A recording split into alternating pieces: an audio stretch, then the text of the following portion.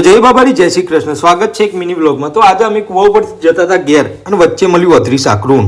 એ road cross કરતી હતી તો અમે ઊભા થઈ ગયા અને લઈ લીધો એનો વિડીયો અને ગાડીઓવાળાને કીધું ઉભા રહો ભાઈ ઓને નીકળી જવા દે પહેલાં અને કોઈક પાછું જતા જતા સ્પીડમાં પીલી નાખે તો એઓને નીકળી જવા દીધા અને અમે પાછા ફર્યા ઘેર તરફ.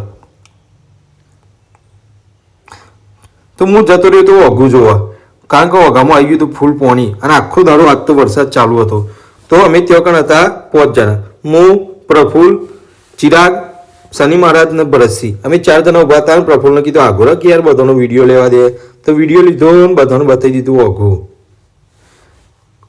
તો એટલામાં આવી ગયા જોપા બચ્ચન, એ પણ કુવા ઉપરથી.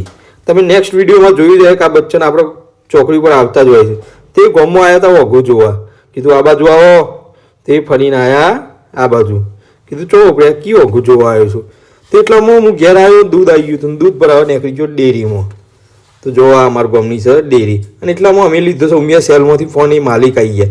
તો અમે બે બેસી ગયા ડેરીમાં. ડેરીમાં ફૂલ ભીડ હતી અને દૂધ ભરીને આવી ગયો હું ઘેર. તો આ છે ડેરીની પાવતી દૂધની. સ્વામિનારાયણ મંદિર હોમું જ મારું મકાન છે એક્ઝેક્ટ.